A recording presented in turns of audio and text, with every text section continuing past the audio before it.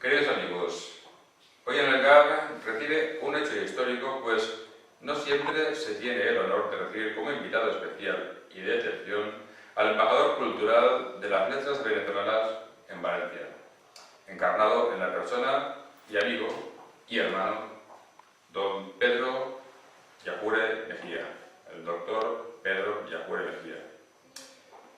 Buenas noches, don Pedro.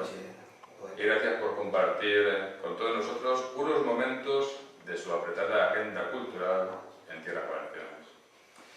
Si me permites, comenzaré la entrevista con una pregunta de rigor. ¿Cómo está siendo su estancia en tierras valencianas? Maravilloso, excelente.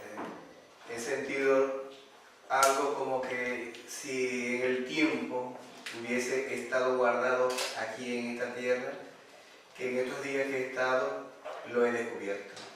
Tanto así que hoy escribí y solté de mi alma eso que estaba en Valencia, y escribí un poema, Valencia de mis amores. Una tierra bella, hermosa, un paisaje divino, un paraíso realmente, y quiero, pues, siendo tú el entrevistador, pues decir con toda mi alma y corazón, porque estoy en tierra de mi hermano Juan Benito Rodríguez Manzanares. Muchas gracias. Es un placer. Siempre en los actos que hemos hecho y los que hemos caminado juntos, me ha demostrado que es una persona entrañable, amigo de sus amigos y que siempre sabe estar y tiene la palabra justa en el momento oportuno, que siempre te agradecer. Bueno, siguiente pregunta sería: ¿qué sería lo que más destacaría de sus días de estancia en el Reino de Valencia? Bueno, en primer lugar, la convivencia que he tenido con los poetas, poetisas, novelistas, cuentistas, artistas plásticos, una sensibilidad humana y un amor por su espacio, por su terruño, que evidencia sin duda alguna que esa es la tarea de los escritores y de los poetas, de los creadores.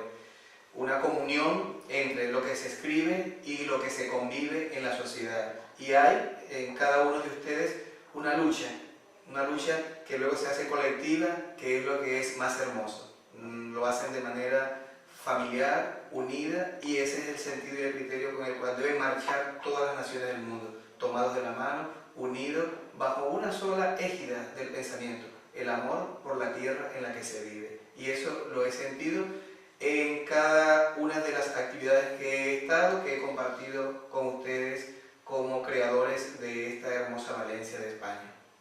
Qué bonito. Me quedaría con una sola palabra de la que he dicho, que es unida. Siempre hay que estar unidos, ¿verdad? Para cualquier cosa, pero siempre unidos, cogidos de la mano en un frente común, siempre en el mismo camino, dirección y sentido. Bueno, siguiente pregunta. Aunque comparar nunca es bueno, ¿encuentra alguna similitud entre su Zulia natal y Valencia? Sí, el sol. Hay un sol radiante, un sol maravilloso, un faro diurno bellísimo, que es igual al faro que tenemos nosotros en el Zulia. La diferencia es, poeta Juan Benito, que allá se transpira mucho. Aquí he sentido ese calor en mi piel y no he transpirado, no he sudado absolutamente nada. Es la diferencia. Decirte, bueno, unas playas hermosas, encontrarme con esa referencia arquitectónica, histórica de tu patria. En mi tierra hay algunas de esas construcciones, producto precisamente pues, de la relación que hubo en lo que llamamos el proceso colonial venezolano, de las construcciones de arquitectura de naturaleza pues, propia de España. Conseguimos allá castillos, fuertes, farallones, una cantidad de las iglesias que están en sintonía con la arquitectura de la época. Es decir, tiene muchas cosas en común, tiene muchas cosas que guardan relación a esto.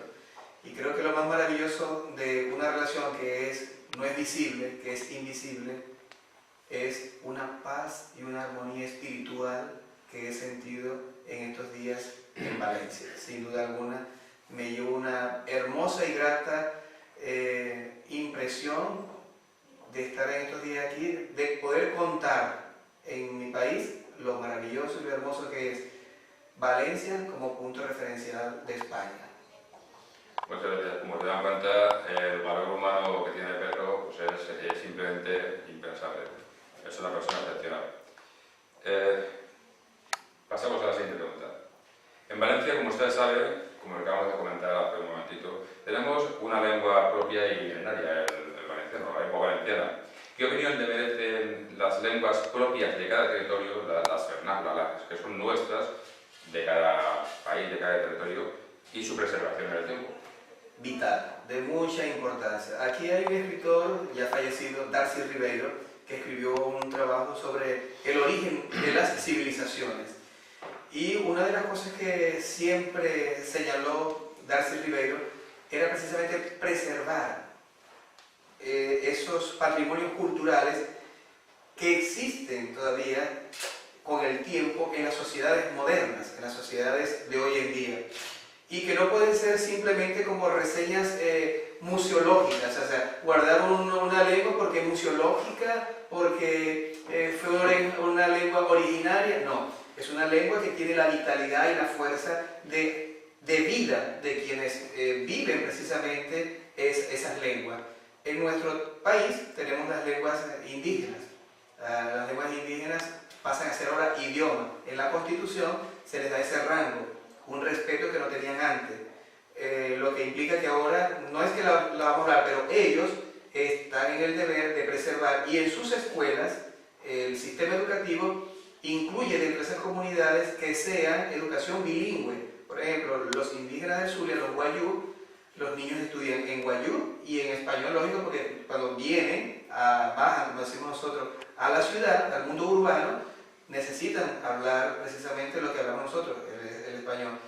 Pero conservan su lengua como una forma de vivir, como una parte esencial de la vida de esa comunidad, no como una reliquia, no como algo que se está guardando porque en el tiempo lo hablaban, no, es porque todavía sigue siendo una razón de ser, porque la razón de ser es lo humano, y el humano lo sigue hablando, lo sigue utilizando, y por lo tanto eso es la vitalidad. Sí creo que sin duda alguna, si no sabes si eso que genera la identidad de un pueblo, porque para el valenciano su lengua es una identidad histórica, cultural, que debe preservarla como forma de vida, no como una forma, si hablamos libresca, porque va a estar en un diccionario, porque va a estar en un libro, en unos poemas, no, porque es razón de vida, razón de ser de los valencianos, y considero que el Estado, que la nación, los municipios, los ayuntamientos, deben dirigir su atención en permanecer ayudando a esa identidad que es lo que identifica al valenciano. Más nada puede identificarlo, aunque haya una lengua oficial que no sea eso, porque en nuestro país lo que identifica a un guayú, lo que identifica a un pegón es su lengua, no la lengua nacional u oficial, que también la abrazan, también la toman como referencia, pero igual, cuando uno va a sus espacios, ellos hablan única y exclusivamente sus lenguas. Cuando nosotros vamos, lógico, que hablan nuestra lengua. Entonces, creo que sí, que eso es muy importante porque eso es vital para el desarrollo del ser humano y de la sociedad moderna en que estamos. El siglo XXI no puede venir acompañado de una serie de atropellos, por decirlo así, en contra de lo que históricamente está demostrado que fue esencia y forma de vida de una sociedad. O sea, que usted lo considera totalmente imprescindible. Si fuera a llegar un momento, incluso luchar por uñas siguientes, como suele decirse, por las raíces de cada pueblo. Evidentemente. Una de las raíces, la lengua. Evidentemente que sí. O sea, Andrés Bello, por ejemplo, nuestro filólogo más connotado de Venezuela, él también pues, hacía referencia de que toda sociedad tiene una manera de transmitirse culturalmente y de comunicarse culturalmente. Lo mismo lo decía Paulo Freire. O sea, la comunicación que viene de las distintas comunidades, sin duda alguna, deben ser respetadas. Más allá de que haya una consideración general, deben permanecer las estructuras y las formas lingüísticas naturales de esa sociedad, que son las que le dan la identidad y la razón de ser. No lo secundario, sino lo primario. Y lo primario es, en todo caso, para ustedes, pues su lengua valenciana. Muchas gracias. Tomaremos buena nota. Ya Marta, y ahora mucho más, dicho por una persona tan inmersa dentro de la cultura como es el doctor Pedro de Ajuria, que entre su largo currículum, que no vamos a recitar aquí ahora porque sería inmenso, es director de un instituto, es profesor de universidad, tiene varios doctorados, varios másteres, y bueno, sería algo casi interminable de decir. Así que vamos a pasar a la siguiente pregunta. En España hay una comunidad que, a falta de poseer una lengua de prestigio, como también lo comentábamos hace un momentito, está intentando por todos los medios usurparnos a los valencianos nuestra querida lengua valenciana, nuestra lengua valenciana. ¿Qué opinión le merecen ese tipo de acciones de que una comunidad o un territorio, en este caso una comunidad, quiera fagocitarse, quiera de alguna manera hacer que otra lengua desaparezca por su necesidad o por su... Bueno, aquí actuarían dos ciencias o tres ciencias fundamentales que tendrían que revisar quienes tienen esa postura. Una, la antropología. O sea, lo importante para un antropólogo moderno, la sociología, en el contexto del análisis de las relaciones que se generan a partir de los distintos estamentos sociales y las culturas que en ellas se desarrollan, la historia, que señala, y es la más señera de todas, que señala lo que cada elemento del proceso histórico ha sido valioso en ello. Y por último, la etnología, o sea, como elemento que donde cada cultura etnológicamente tiene un fundamento y tiene un asidero cultural valioso que demostrar. De allí se desprende lo que nosotros conocemos como la multiculturalidad, el multilingüismo. Y eso está de moda en el siglo XXI, o sea, es la tendencia de hablar en el mundo moderno del respeto a la diversidad, el respeto a la multiculturalidad, el respeto a todas esas formas de convivencia en una sociedad y pretender reducirlas, pretender disminuirlas para convertirlas en un solo elemento, cosa que ni la Torre de Babel sigue existiendo, o sea, pero el Babel que tenemos nosotros es un Babel comunicacional, porque yo siempre he dicho, la sociedad moderna es Babel, porque entonces digámosle al mundo que no nos gusta cómo hablan los chinos, porque no lo entendemos, que no nos gustan los rusos porque no entendemos el ruso y deben hablar nuestro castellano.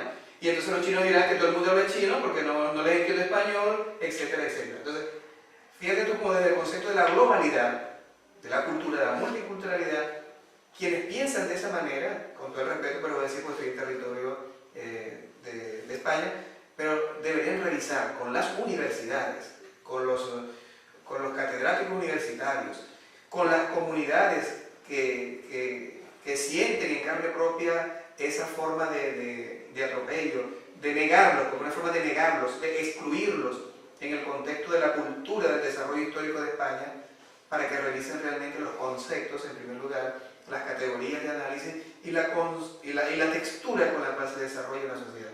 Yo creo que nadie tiene el poder ni tiene el derecho de decir desde el punto de vista de las culturas de los pueblos, esto no debe ser. Eso es potestad y patrimonio de esa sociedad, de esos hombres y esas mujeres, esos jóvenes y esos niños, esos abuelos que tienen esencia de ser en el proceso histórico. Negar eso es negar a la misma España, es negar el mismo proceso cultural de su propio país, sin duda alguna. Pues pienso que se puede decir más alto, pero no se puede decir más claro. La opinión del doctor Pedro Ajuria es extremadamente clara. Y bueno, pues al hilo de su respuesta, la pregunta siguiente pues me sale simplemente porque sí. ¿Qué consejo o palabras de ánimo nos daría a los valencianos para seguir soportando, digamos, esa presión o esa absorción de la lengua valenciana por parte de otra comunidad española y vecina?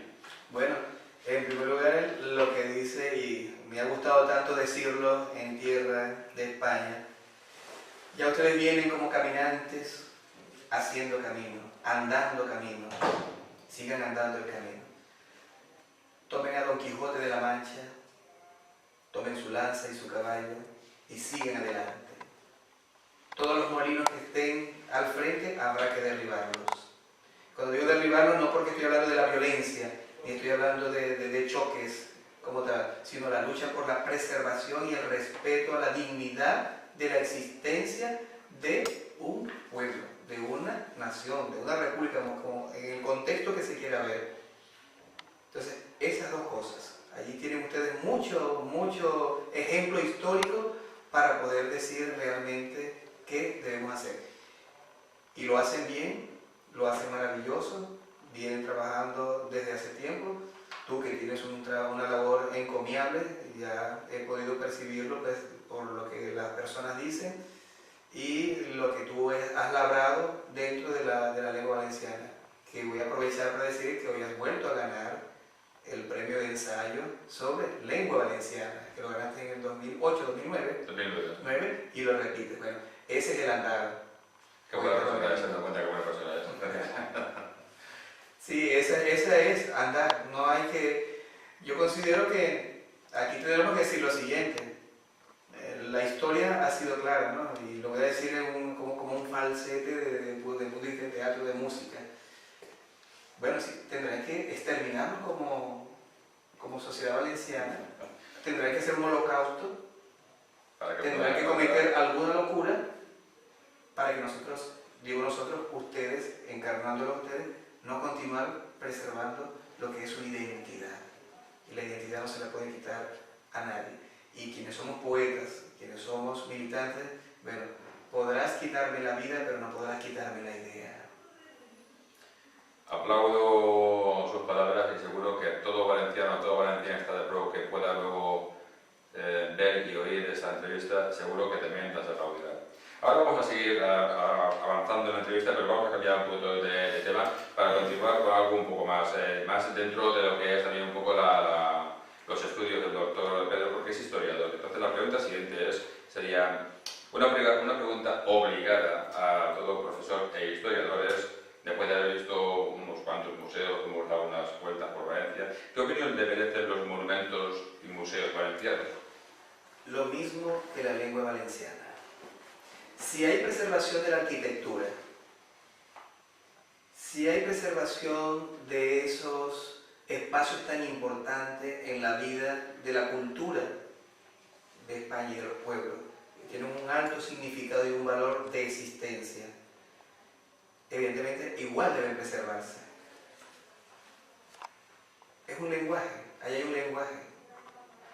Y es un lenguaje que cuando nosotros, yo que he venido por primera vez y me he maravillado con ver tantas cosas hermosas, tanto de noche como de día, porque tuve el privilegio de que me diste la oportunidad de verlo por la noche y verlo por el día.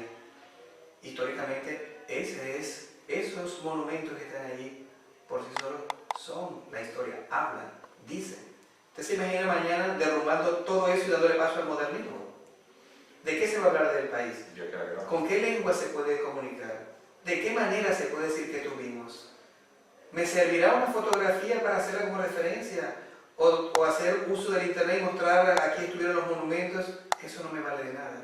Es como decir mañana, elimino la flora y la fauna y cuando tenga que hablarle a mis hijos, esto era una rosa, esto era un clavel, esto era una dalia. No, nada que no sea. Eso hay que preservarlo hasta el fin de los fines, el infinito como todo. O sea, generación tras generación debe sentirse feliz, contenta, orgullosa de eso que está allí.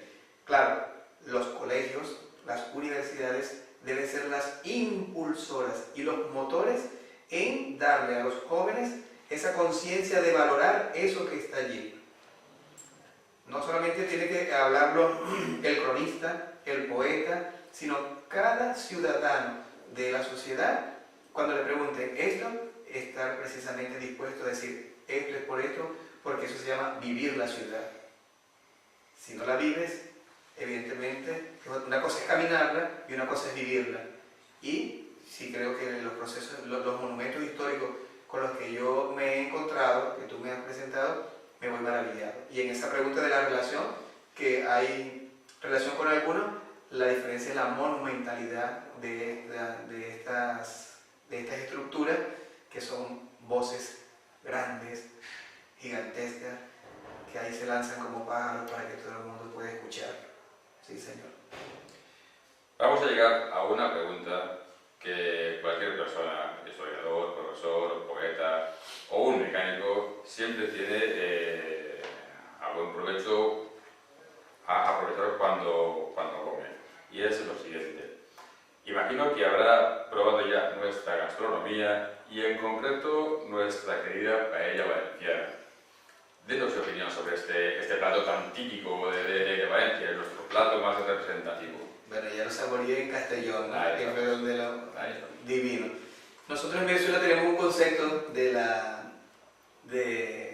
pabellón español, ¿no? O sea, digo español pues en sentido general, el valenciano, porque eran simplemente cosas del mar. Y cuando yo me encuentro con esa realidad de que tiene otros elementos que está allí, que tú después me lo señalaste, yo dije, voy a contar allá que estamos muy equivocados. Pero deliciosa, realmente, como plato típico, excelente, buen sabor, buen condimento, buena presentación, bueno, para degustarlo, cada vez que se lo presenten a uno, me lo llevo. Y hoy, la horchata y Los fartons. los fartons, deliciosísimos, ¿verdad? Sabroso, sabroso, exquisito. Muy bien. La segunda pregunta es al hilo de que en Venezuela tienen mar, claro, el mar del Caribe, tienen monte, está en Santander, y aquí en Valencia también tenemos mar y monte. Y entonces simplemente es una pregunta un poco de entorno extendido. ¿Prefiere monte o prefiere mar? Mira, tal vez he vivido más en un mundo urbano, semiurbano. Nosotros estamos cerca no del mar, sino del lago.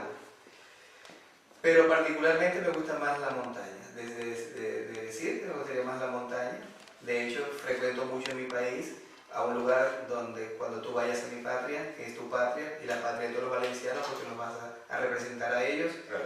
es el estado Trujillo, La Puerta, que es muy frío, que es acogedor, que es maravilloso.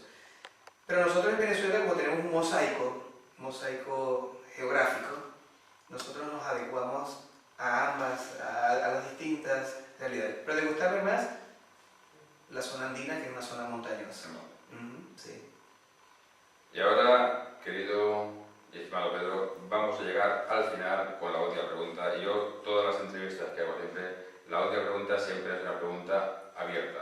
O sea que yo no pregunto exactamente nada, sino que dejo la oportunidad al entrevistado para que diga lo que estime oportuno, si necesita añadir alguna cosa, si quiere comentar alguna cosa, si tiene algo dentro que quiere expresar y no sería preguntado en los días que llevamos de camino, pues tiene la oportunidad pues, de decir a todo el mundo lo que estime oportuno, si es que tenía algo que añadir.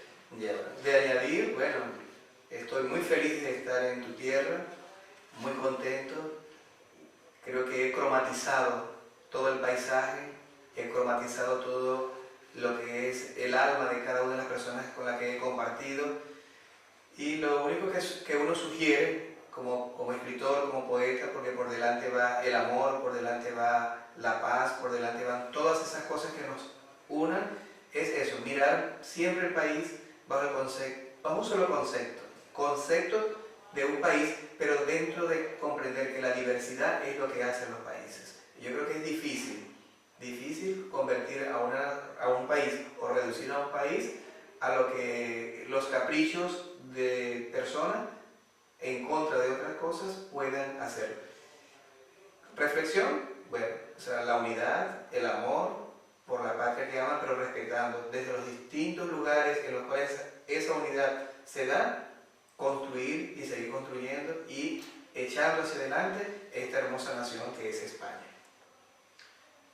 Querido amigo, querido hermano, muchas gracias por tu tiempo, muchas gracias por tus respuestas. Gracias. Y en nombre mío propio, en nombre de la Casa donde estamos, el Grupo de Acción Valencianista, en nombre de Valencia, en nombre de todos, muchísimas gracias. Gracias.